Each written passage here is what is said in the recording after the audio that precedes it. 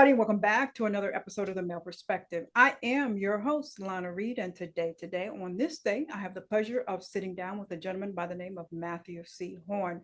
He has been a guest on the show before, and I'm looking forward to having him back and seeing what he's been up to. He's a motivational speaker, author, and the guy behind the scenes at Lightning Fast Publishing Company. But before we get started, sir, I'd like to take a quick moment to pause, say thank you to you for making time for me today. Time is a gift, and once we give it, we cannot get it back. So I truly appreciate you once again making time in your day to sit down and chat with me. And with that, once again, welcome back to the show. All right. Well, thanks for having me on, Miss Reid, and it's always a pleasure. And I appreciate your time as well. And I know we're going to do something magical today. Awesome.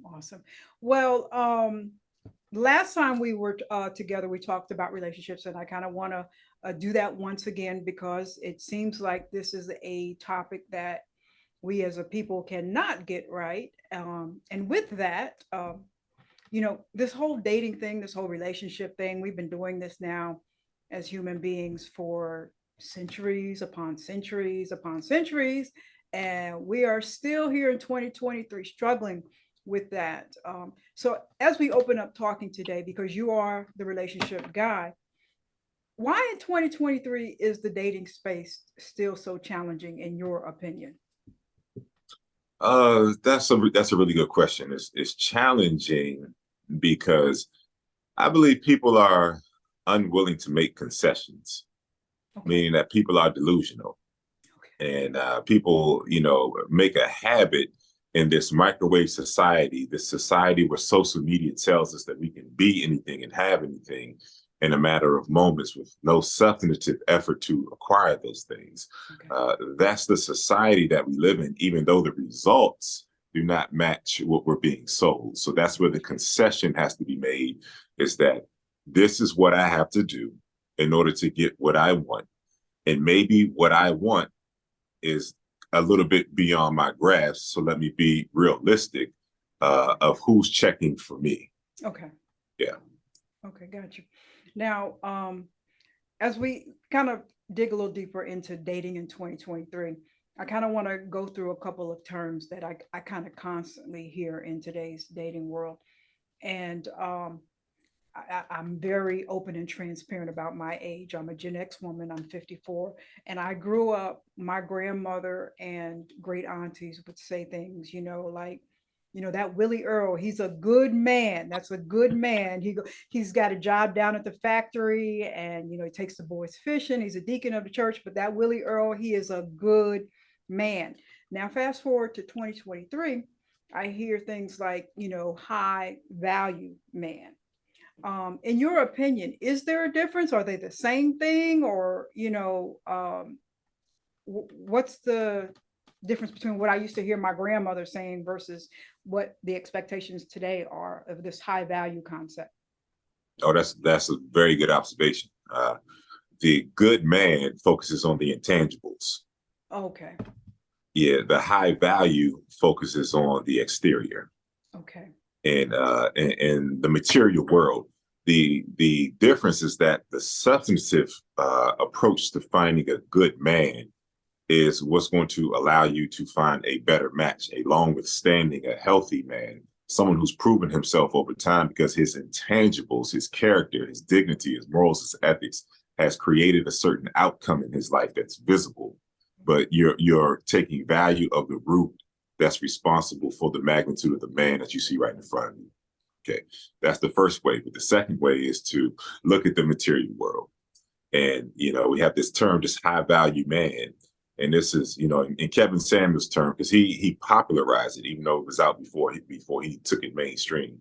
His definition was over $100,000, I believe, for 3 years or more to prove that you can stay in that bracket.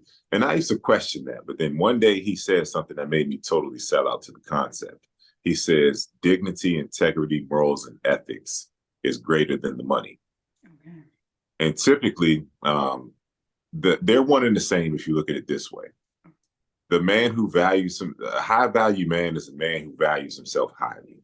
Mm-hmm. Okay, a man who values himself highly has morals, principles, dignity, ethics, and he's giving something and he wants whatever he's giving, he wants that in return. Consequently, he's created a certain life for himself because he's taken the best version of himself through life. And consequently, he's getting the best in return. So the $100,000, quote unquote, that society celebrates is not something that he wears on his sleeve. It's more of a byproduct of the man that he's become and what he's offering to the world. Okay.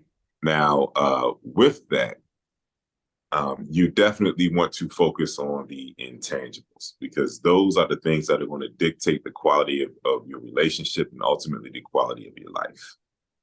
Okay. Okay. So if I'm hearing you correctly, Willie Earl in the example I gave, does he have some high value characteristics or no?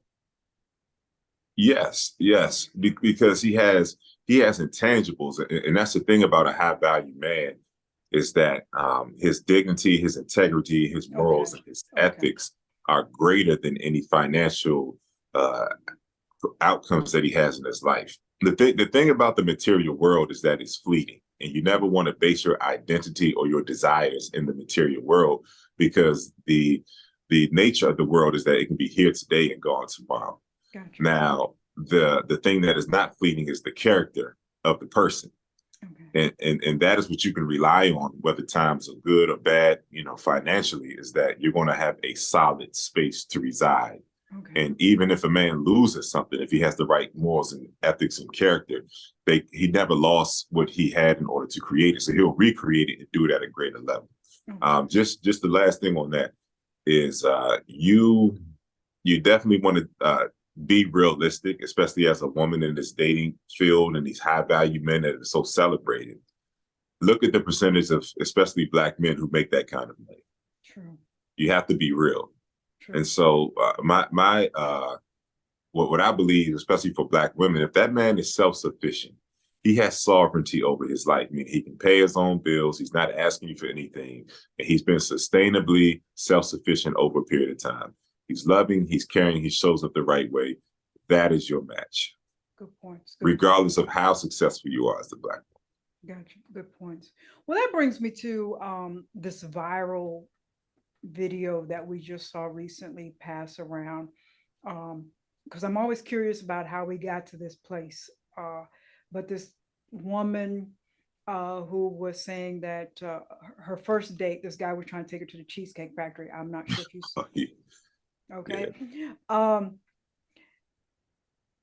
And I'm always confused, like, how did we get to this place where that's not an acceptable first date? And then I'm also conscious of the fact that social media tends to over exaggerate our perception sometimes. So because you're more active and aware of today's dating world than I am, are we at this place where the majority believe that these exorbitant amounts of money and standards should be spent on this? I'm just getting to know you to see if this can progress any further arenas, or was that just a very minute example? Are females that shallow? I guess I should ask.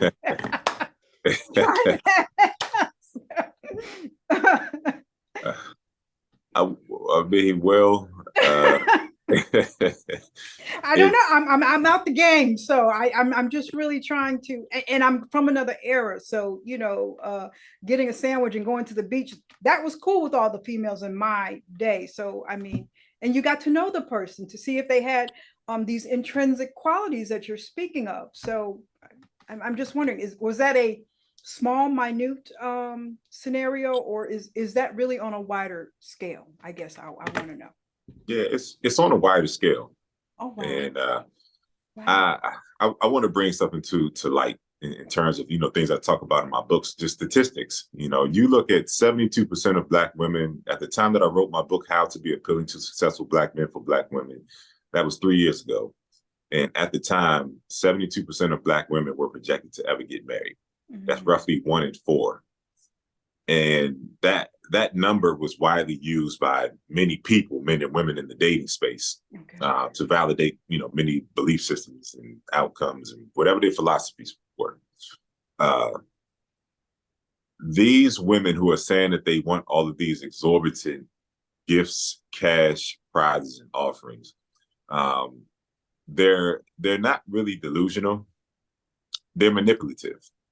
Okay. And let me explain that, because if there were an overabundance of men offering these things to them in a high status position, these attractive men that they say that they have access to, this is my standard, this is what men do for me. If that was the case, they wouldn't be on the market. Good point. They wouldn't be on the market. So that lady she looked in her late 30s. She's been on the earth long enough for a quality man to find her. True. And declare that I want this to be my woman. True. So after a certain point, it's just those outlandish demands are a smokescreen to say that men do this for me. No, men don't do this for me. I'm looking for a sucker who actually believes that men do this for me. Okay. So it's a smokescreen. But just look at the reality of it. Look at how many unmarried, how many single Black women there are in the United States, especially. And the reality that if they really had access to these high value, super attractive, multi-millionaire guys that they really want, eventually one would have tickled her fancy, met her appeal, and she would have paired herself with that man. So it's pure. I mean, I don't want to use certain terms, but it's a smokescreen. And it's actual manipulation, because there are not an overabundance of guys that are offering these things to them. Got you. And like you said, the numbers of men, whatever race it is, that are making these incomes to afford these things are very minute.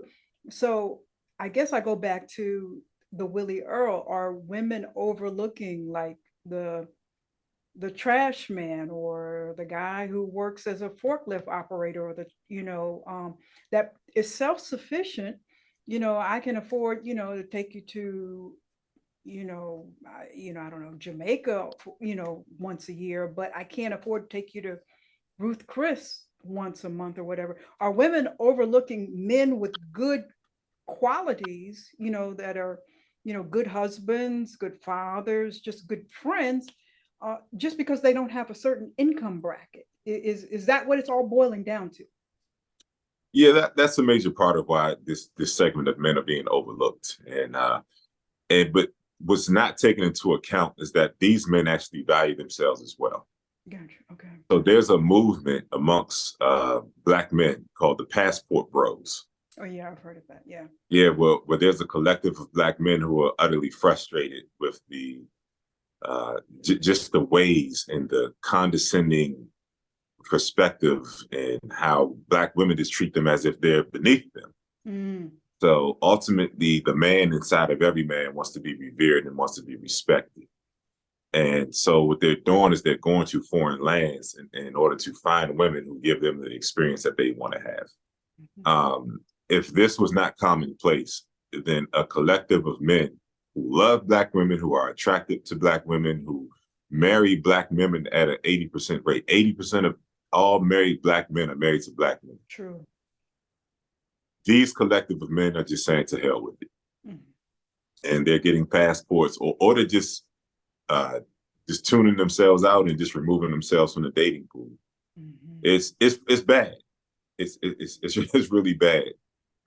Wow. And you hear everybody on both sides saying we want each other. So okay, you want me, I want you, but why are we not meeting in the middle somewhere is always the perplexing question to me. So, and you mentioned Passport Bros. I grew up as a military brat, so I'm very familiar of, American men going and marrying foreign women. But a lot of times in my experience growing up, those women were just as much as opportunist as finding an American woman. So it's always a balance, or you don't know what you're getting into, kind of thing. So I don't know. It's all very depressing. It's depressing. Yeah, I guess the most concrete thing is that the Black women, especially, who can admire, desire and revere and value the men that are in front of them. Mhm. Those are wives. There's no question about it. You know, every man wants to be valued, desired, and respected.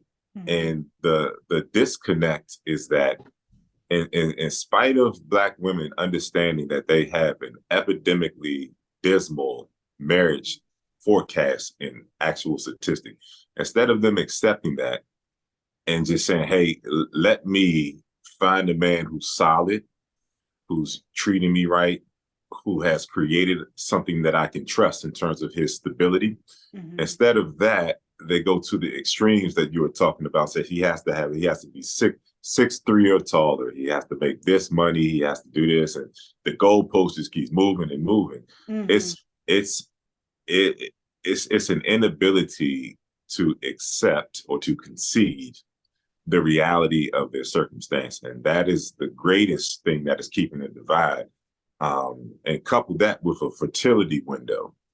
And Okay. you would just think after a certain point, a video I made yesterday where I talked about this, after a certain point, you would think that, okay, I've spent my 20s when I was young, tight, tender, and I had the world, you know, in my hands, chasing the dope boys, Mm. the entrepreneurs, the athletes, you know, all the Wizards and Redskins, all the stuff that I've seen, you know, growing up in this area. All those hot girl summers, right? Yeah, yeah. But after a while, something has to click and say, these men I've been trying to pin down, I've been getting nothing but sex and a goodbye from these men. But there's Mhm. also been a segment of men who have been checking for me in a healthy way. And Mhm. after a certain point, you have to, just like any election, you have to make a concession. Say, you know Mhm. what? Maybe the guys that I wanted that turned their back on me, I'm never going to get them, and they're just not for me. But there's a healthier alternative. And the more that the woman elevates and she grows and she matures and becomes more emotionally balanced, then the right men begin to come into perspective. My Gotcha. philosophy, especially for Black women, is that self-love and logic brings the right man into perspective. Self-love means that I'm going to check for the men who are checking for me based on my love for myself. Logic says the men that I've been chasing, I've been unable to pin down. Mhm. So let me exercise self-love and logic, and then the right man will come into focus. Good points. Good points. You know, and I'm wondering, because you mentioned there, you know, where women are, we as Black women are spending a lot of our prime years chasing, chasing the rabbit, um, and going back to previous generations, men and women were getting married like right out of high school, 20 or whatever. You know, you weren't so damaged. You weren't so, you know, running around here chasing this and that. Um, do you think we have optimal success marrying younger, or should we really kind of wait and put in some time before we settle down with somebody? Ooh. I'm just thinking because all of, No, I'm no. thinking about my grandmother and my great, they all were 18, 19, 20, and they were together forever, forever. I, I'm just going to be honest, and I wrote a chapter in my book, "How to Be Appealing to Successful Black Men for Black Women." Consider the source. It's a chapter called "Consider the Source," where you look at the elder women in your life and you consider the outcomes that they have in their life, and understand if you accept their advice and their philosophy, you're going to recreate their outcomes. Okay. Okay. What's happened? There's what I've witnessed, because I remember being 34, and I had a girl who was 23, and I was hers to lose. I'll just leave it at that. Okay. But there was you know, a lot of interference ran, Oh. and it wasn't because of the age. I was still relatively young and successful, you know, as far as my companies and things like that. It was, I don't want my daughter to outdo me, you know. The Oh. mother feeling like she married down, and the daughter's about to get the 6'5" prize alpha man. Wow. Okay. So this is what I've consistently seen. The elders understand when things change for them in terms of the level and the type of men who had interest in them when that age was. Okay. They know that that young woman is in the most prime position that she's ever going to be in to acquire a man of value and status. They purposely tell her, no, put him on hold, You don't need a man. Go get your education. And then you think, when you reach a certain age and you've acquired all of these things that society and the sisterhood told you to acquire, you think you can just pull a man off a tree, not realizing that he's looking at the younger version of you. Mm-hmm, mm-hmm. Men, one of the things that I believe really debilitates the Black woman in her quest to find a man is trying to dictate to a man what he should value instead of listening to what he values. Okay. We do not value degrees. We do not value jobs. We do not value houses. If you're looking at a man, he's looking at the quality of life the woman is going to give him. Is she easy to be around, youthful, attractive, and peaceful? That is the Peaceful. currency. Yes, that is the currency that spins well with the high quality men that these Black women want, as Mm-hmm. opposed to saying, oh, I have this house, I have this degree, I have this car, I have this social circle. That's not going to dictate the quality of life of the man. And Mm-hmm. the glaring part that's overlooked is that the women that have all of these things want men that have those things as well. So you can't throw that in his face because he already has it. Yeah. The only things that matter to him are the intangibles. And so instead of trying to dictate to that Black man what he should want, it pays dividends to actually listen and to observe and Mm-hmm. to accept what he actually wants. True. I like that. I like that. Well, let me ask you this because you talked about the elder women giving advice, most often wrong advice. A lot of times I've heard uh, men and women be told when it comes to this dating and trying to find somebody that you should date as many people as possible. Don't put all your eggs in one basket. And I think sometimes with women, uh, we don't understand. Let me see how I should word this. We're told one thing like a man knows in the first six months whether or not you're the one or not. Uh, but then on the other hand, we're also told if a man kind of tries to move the relationship along too fast, that's gaslighting. He's trying to push us into something that might be toxic and dysfunctional. What advice would you give to a woman as to the healthy balance of how a relationship should progress where we know this guy is moving this relationship along at this pace because he feels I am truly the one and this is a relationship I should invest myself in. Okay, the advice that I have is to be honest with yourself about your level of attraction toward and desire for that man. Mm-hmm. Um, it's never too fast when you're really into a man. Okay. When you really meet someone and you're captivated, it's never too fast, and that's what we're all hoping for as single people, is that we meet someone and we're just as captivated by them as vice versa. So it's never too fast when you're captivated. So become a woman, become a captivating woman, become a woman who shows up and doesn't ask for outrageous things, become a woman who values this man and isn't afraid to let him know how you feel about him and Mm-hmm. the position that he has in your life and how he's elevated you, and observe those things and understand that this man is not going to come across many times in your life. So there has to be an observation and an acceptance of this man and a willingness to follow his lead. Mm-hmm.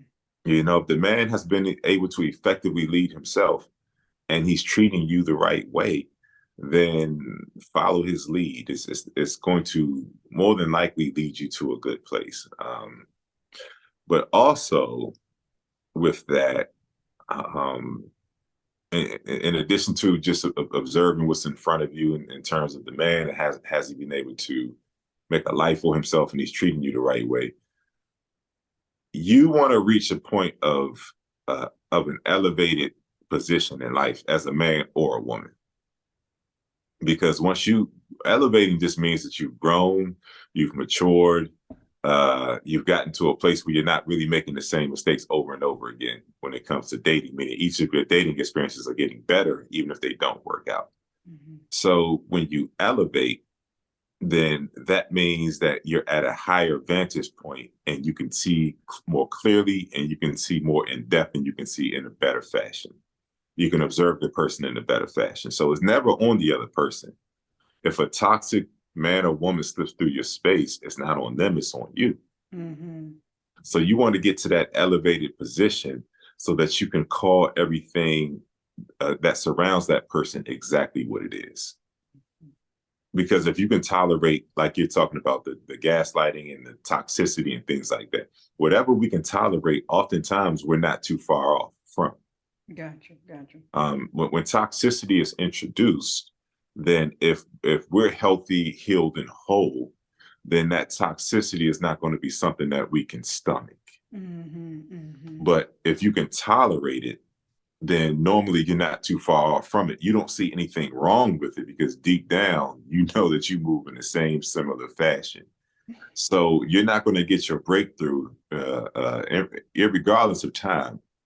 You're not going to get your breakthrough until you elevate to the point that you can pay attention to toxicity when it enters your space and then quickly remove yourself from it because it's not tolerable. Mm-hmm. That's when you're ready for your person. You can't control who you encounter.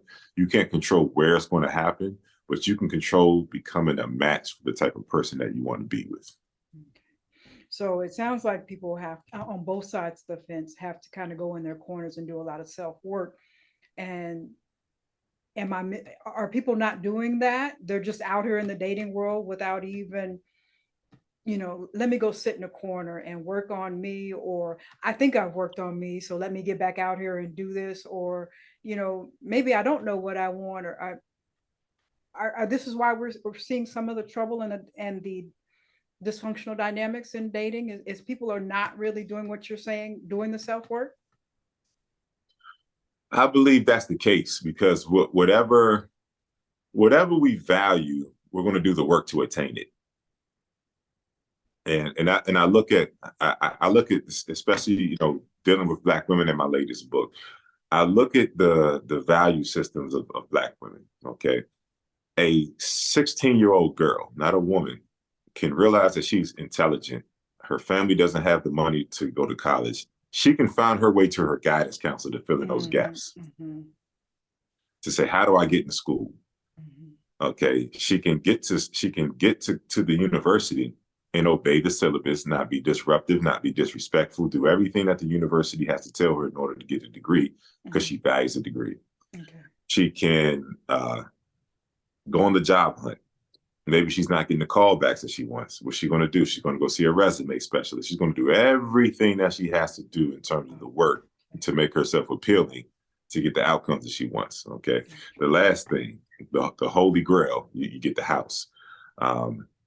You don't have the credit score, or something's not happening. You're not getting the loans and all this other stuff. You're going to sit down with the loan officer and you're going to sit down with the credit specialist and you're going to tighten up until you have the appeal to the person who can give you the loan and get the house.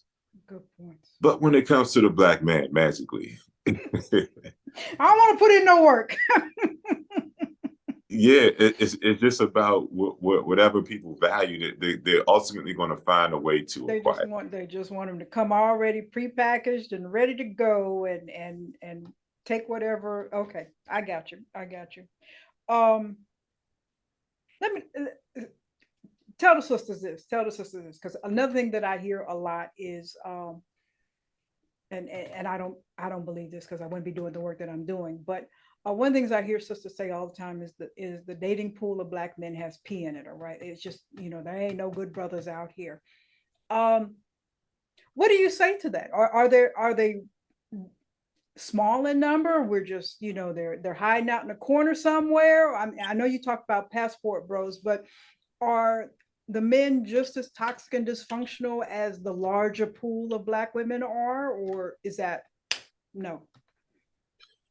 I would say I go to the tape on this one. I go to the tape. You know how they used to do the sportscasters, go to the review and all that stuff. I look at the statistics. Okay,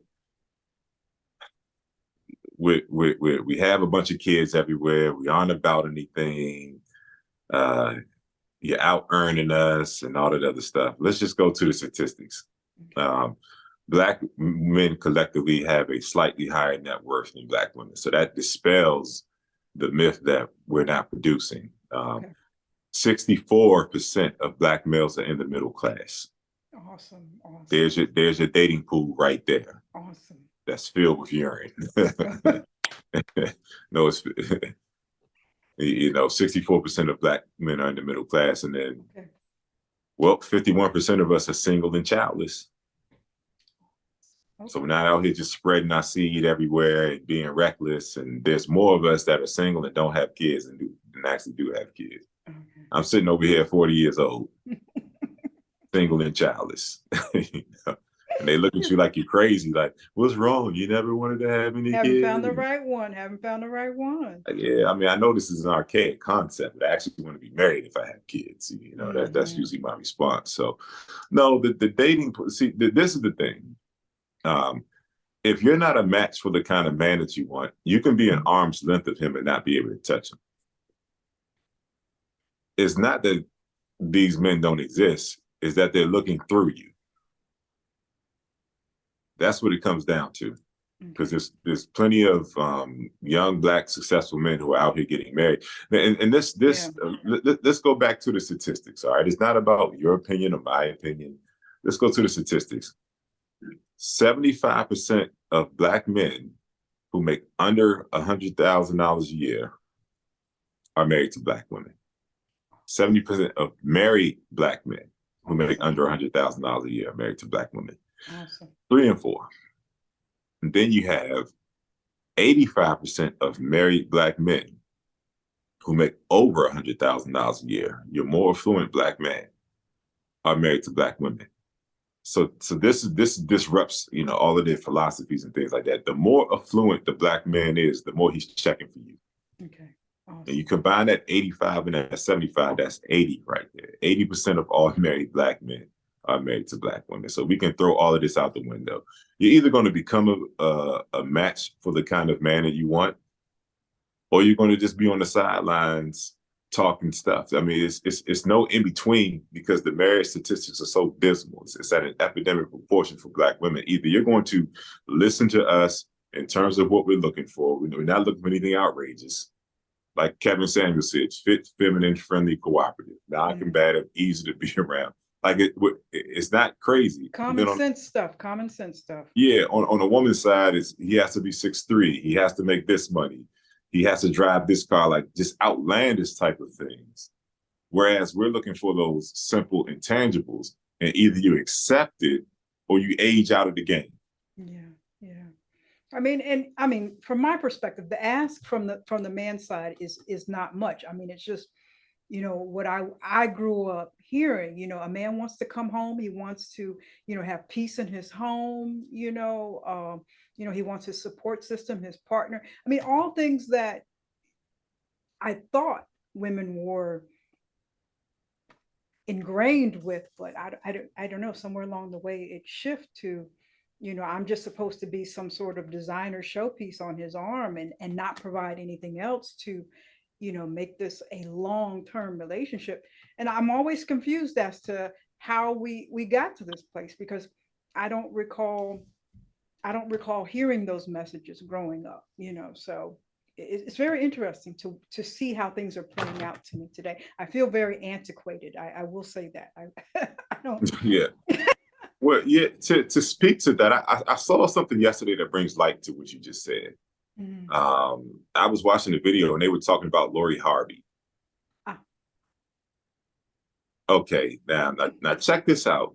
And I forgot who was his name. It's a comedian. I maybe remember his name, but he was saying Harvey is not famous for anything. Like, she's famous, but she's not talented at anything. Like the Kim Kardashian as well. Yeah, he's like, she's being put in front of us.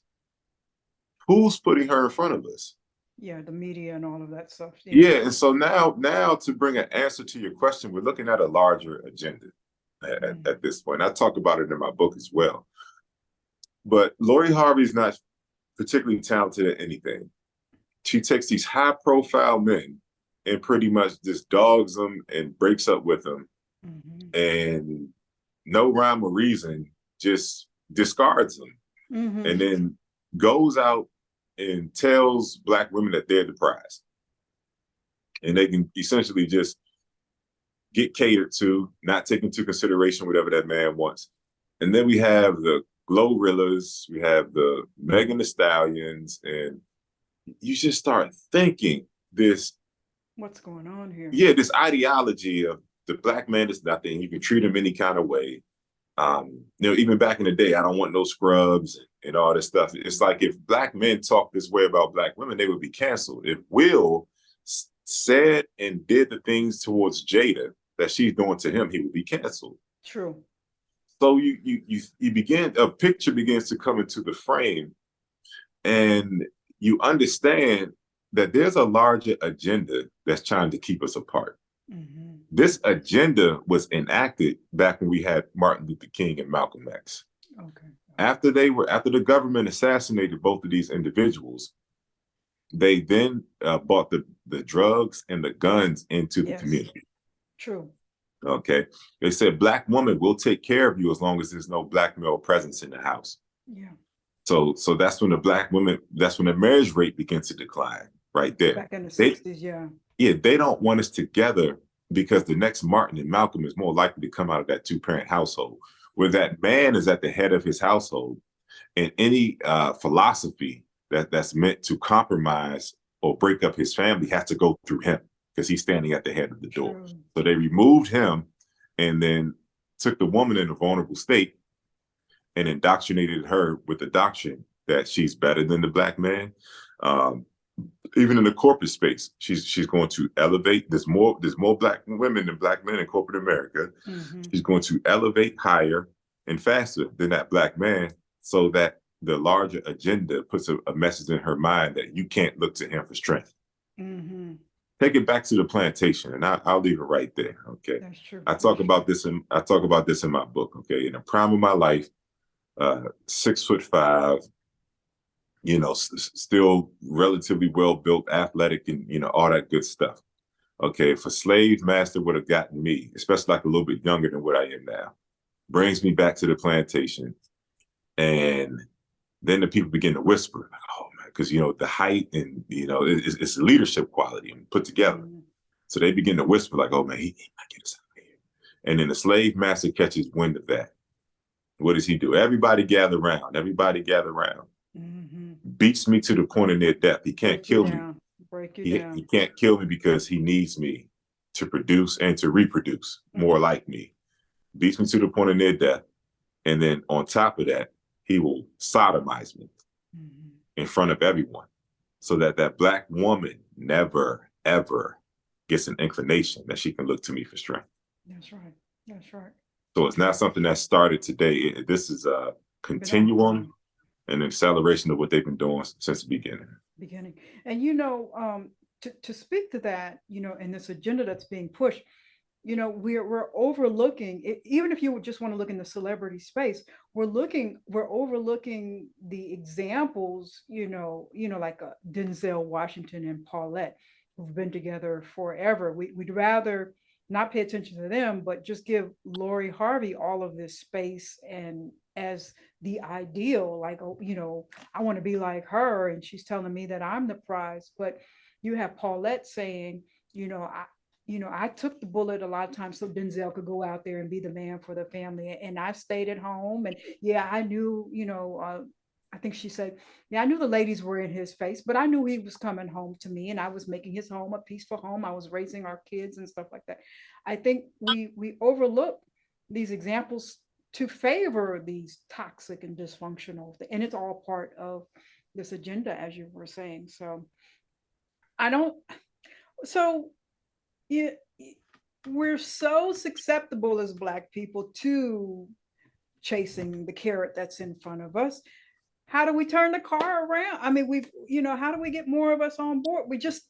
This has just been, it just pains my heart. You know what I'm saying?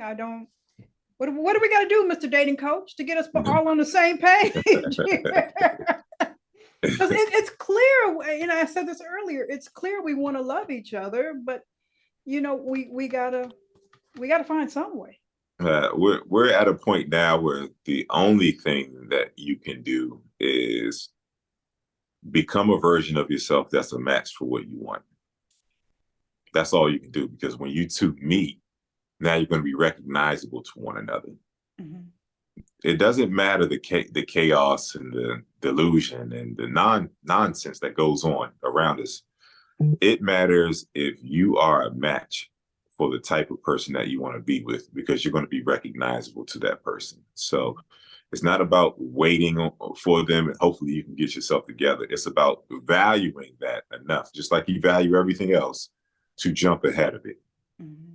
And secondly, which is probably the most important thing to fix all of this, that black man has to get back to the front of his household. The black man needs to be given a space. Notice I said given a space, because isn't that something that he can just barge in and do with a court system? He needs to be given a space to get at the head of his household.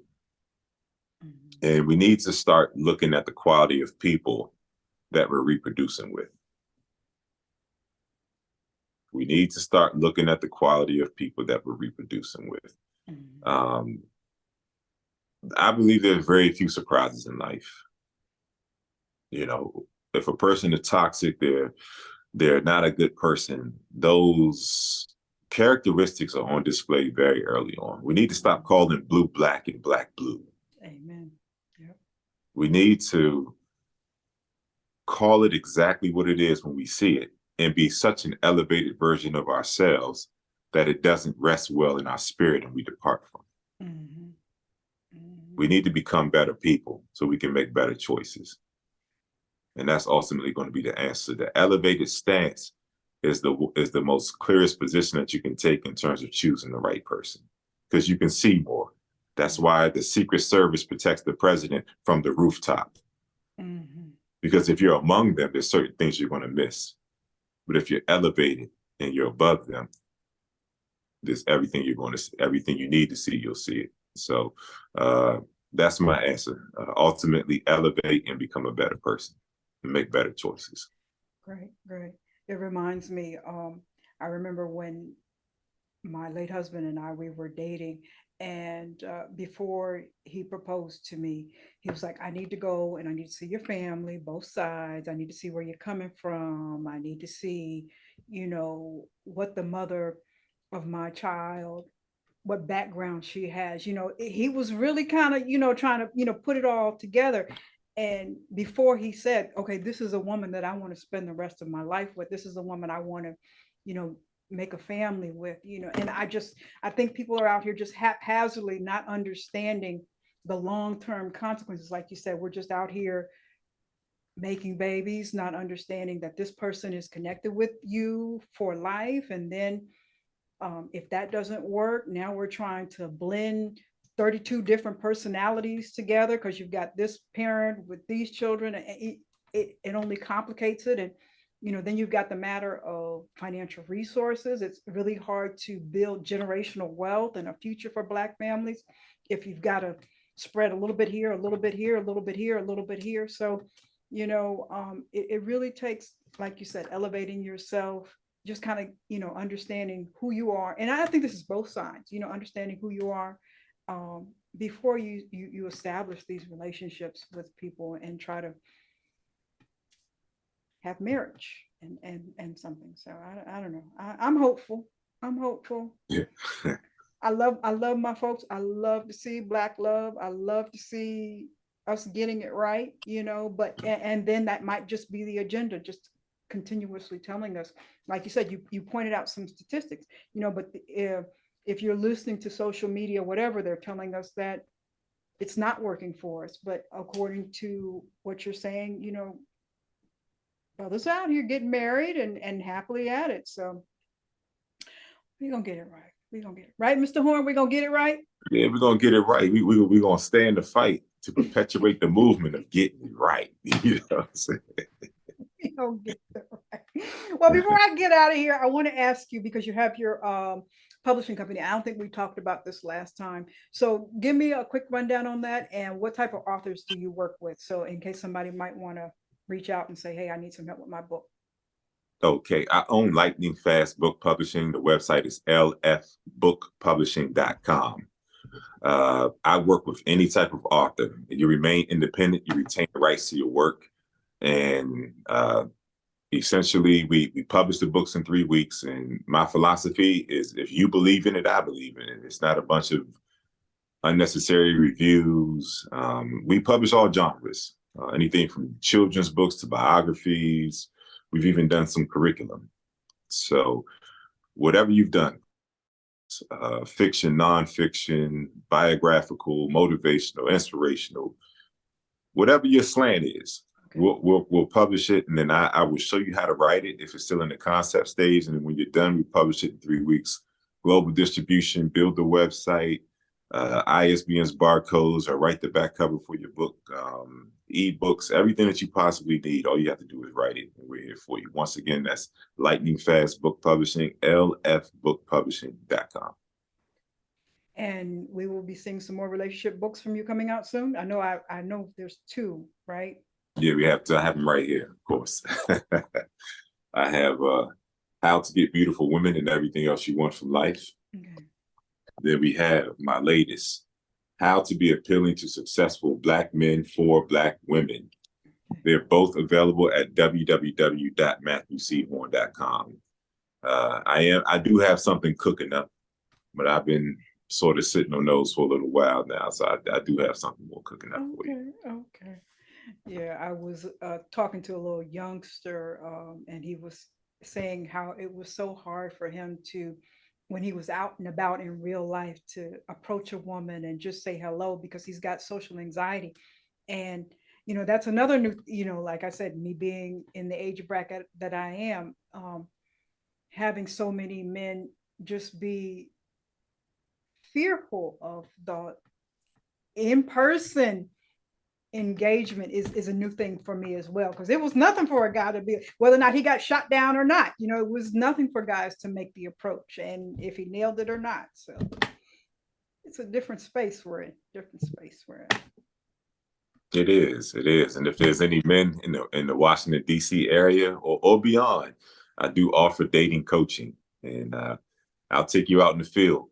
Okay, real hitch.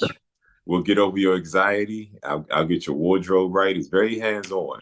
Okay. I create an elevated, sexually attractive man that women cannot deny. Okay, awesome. I love it. Because that was the thing. You're gonna meet somebody in the grocery store. But people are not doing that. So, anyways, well, dear, let me ask my random question, and then I'm gonna ask you for the website. And hopefully, it's not the same random question I asked you last time. You'll tell me if not. So let's see what we got. I should have looked and see what I asked you last time. What long shot have you taken that's paid off? Gambling on myself. All right, I love it. So you're giving me the website for the book publishing, but give us another way, all the other ways we can get in touch with you. Okay, I'll repeat everything. My website, www.matthewchorne.com. You can get all 6 of my books that are in circulation on matthewchorne.com. Book publishing is lfbookpublishing.com. Look at the publishing packages and let me get you on your way to becoming an author. You publish books in 3 weeks. My Instagram is @MatthewCHorne. Reach out to me, add me, I'll follow you back, and we can stay in front of one another. And to contact me, just email me at matthewchorne23@gmail.com or matt@matthewchorne.com, making it easy for you. Awesome. I love it. Well, it is always a pleasure sitting, I love relationships, especially Black relationships. So it's always a pleasure to sit down and talk with you and pick your brain about a few things. Because I'm just kind of floating around here, just like, what happened? So always nice to get a different perspective.